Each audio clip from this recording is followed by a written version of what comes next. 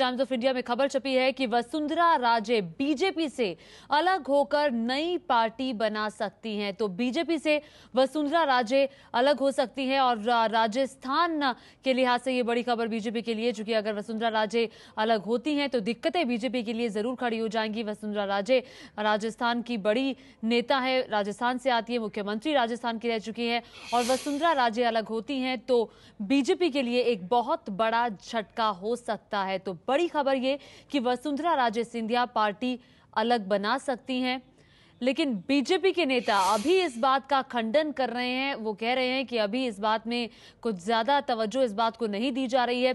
BJP की तरफ से इस खबर का खंडन किया जा रहा है, लेकिन बड़ी खबर टाइम्स ऑफ इंडिया में जो छपी है वो ये कि वसुंधरा राजे सिंधिया अलग हो सकती हैं बीजेपी से और अलग होकर अपनी पार्टी वो बना सकती हैं। लगातार वो बीजेपी के अंदर हाशिए पर चल रही है, उन्हें ज्यादा तवज्जो नहीं मिल रही थी और ये भी एक बड़ी वजह है कि काफी समय से तवज्जो ना मिलने पर वसुंधरा राजे हो सकता है कि ये फैसला कर सकती हैं, लेकिन अभी तक बीजेपी की तरफ से इस खबर का खंडन किया जा रहा है।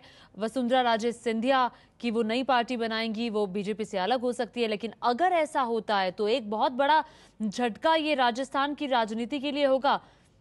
हालांकि बीजेपी खंडन कर रही है इस खबर का कि वसुंधरा राजे अलग होंगी, अलग होकर वो अपनी पार्टी बनाएंगी। इस वक्त की बड़ी खबर ये कि अलग होकर नई पार्टी बना सकती है। टाइम्स ऑफ इंडिया के मुताबिक ये खबर आई है, लेकिन बीजेपी अभी इस बात का खंडन कर रही है कि वसुंधरा राजे बीजेपी से अलग होंगी या फिर पार्टी बनाएंगी। बीजेपी की तरफ से इस खबर का खंडन किया जा रहा है और ऐसा संभव नहीं है। नरपत सिंह का ये कहना है। विजय विद्रोही हमारे साथ, हमारे वरिष्ठ सहयोगी जुड़ रहे हैं। विजय, अभी ये बात पुख्ता नहीं है, लेकिन अगर ऐसा होता है तो बीजेपी के लिए राजस्थान में एक बहुत बड़ा झटका। देखिए, ऐसा कुछ होने वाला नहीं है।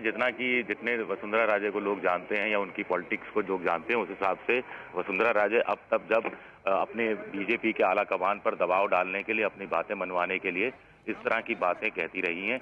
इससे पहले भी जब गुलाब चंद कटारिया एक यात्रा निकालने वाले थे तब भी वसुंधरा राजे ने केंद्र सरकार, अब बीजेपी आला कमान पर दबाव डाला था और तब भी ये धमकी दी थी कि अगर कटारिया को अपनी पदयात्रा करने से रोका नहीं गया तो वो पार्टी से अलग हो जाएंगी, अलग पार्टी बना लेंगी। और आपको ध्यान होगा, पहले जब वसुंधरा को विपक्ष के नेता पद से हटाया गया था तब भी 1-1.5 साल तक उन्होंने, राजनाथ सिंह जब बीजेपी के अध्यक्ष होते थे तब भी उन्होंने अपने पद से इस्तीफा नहीं दिया था और बहुत मजबूरी में बाद में इस्तीफा दिया था और उसके बाद फिर कुछ समय बाद वो फिर विपक्ष की नेता के पद पर आ गई थी। चूंकि करीब 70% से ज्यादा एमएलए उनके समर्थन में हैं और उनके माध्यम से केंद्र पर दबाव डालने की कोशिश हो रही है। बीजेपी के एक बड़े नेता देवी सिंह भाटी ने कोलायत से मालिक बनो यात्रा की एक शुरुआत की है और शायद वसुंधरा को लग रहा है कि उनसे इस बात की परमिशन नहीं ली गई और इसलिए भी काला कमान पर दबाव डालने की कोशिश हो रही है। मुझे नहीं लगता कि वसुंधरा किसी भी हालत में राजस्थान में अगले चुनाव से पहले कोई नई पार्टी बनाकर, क्षेत्रीय दल बनाकर चुनाव लड़ने के मूड में है। उल्टा वो अपने हिसाब से, अपनी शर्तों से चीजों को सामने रखना चाहती है। यानी कि दबाव की राजनीति का एक तरीका जो हमेशा से वो अपनाती आई है, उसी के तहत इस तरह की हो सकता है कि खबरें उछाली गई हों या उछली हों। विजय, सुन लेते हैं कि बीजेपी की तरफ से भी प्रतिक्रिया आई है। बीजेपी के विधायक है नरपत सिंह, उनका क्या कहना है, देखिए।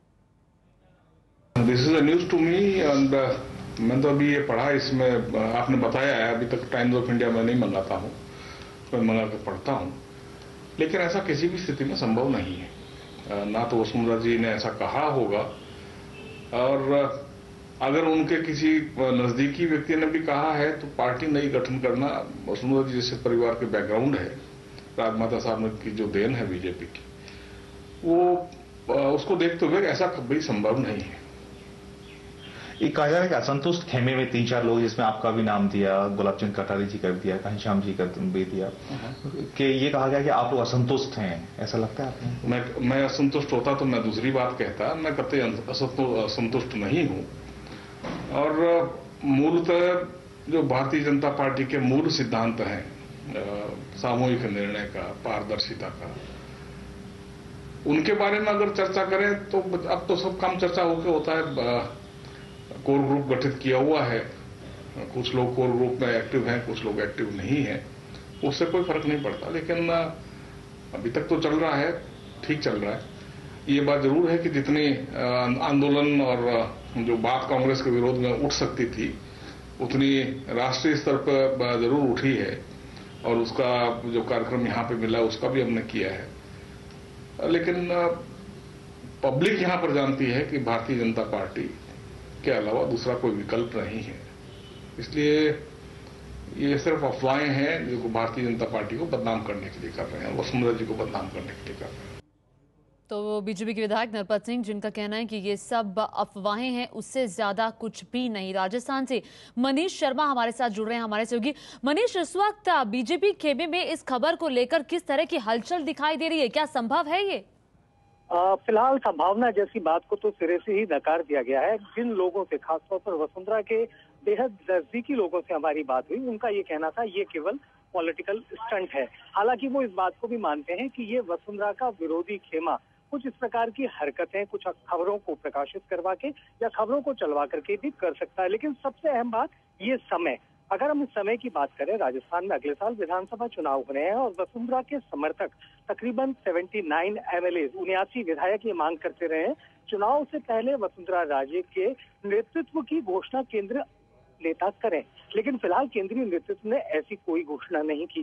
तो ऐसे में इस प्रकार की खबर का एकाएक सामने आना, हालांकि वसुंधरा के नजदीकी सूत्र तमाम इन चीजों को सिरे से खारिज करते हैं, लेकिन ये दबाव बनाने के लिहाज से एक बड़ा कदम हो सकता है, जिसके तहत वसुंधरा की अगुवाई में चुनाव लड़ने का ऐलान केंद्रीय नेताओं से करा लिया जाए और उसी के लिए इस प्रकार की कुछ ऐसी कार्रवाई की जाए जैसे दबाव की राजनीति कहा जा सकता हो। ये उसी की श्रृंखला में एक प्रयास लगता है।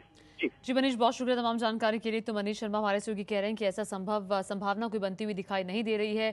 वसुंधरा राजे दबाव की राजनीति पहले भी करती रही हैं और ये उसी का ही एक हिस्सा हो सकता है कि एक बार फिर से दबाव की राजनीति की जा रही है केंद्रीय नेतृत्व पर जोर डालने के लिए।